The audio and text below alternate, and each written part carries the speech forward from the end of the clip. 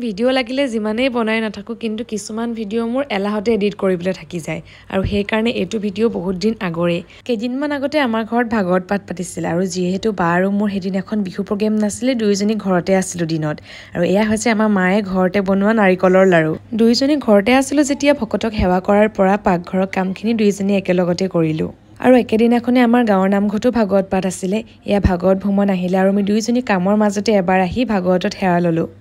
আৰু আমি ঘৰ আহি পাওঁ মানে প্ৰসাদেই খাবলৈ হ'ল আৰু এইফালে বৰ্তাই জলপান ৰেডি কৰি আছে আৰু সেয়া হৈছে আমাৰ পেহী আৰু এয়া হৈছে আমাৰ বৰমা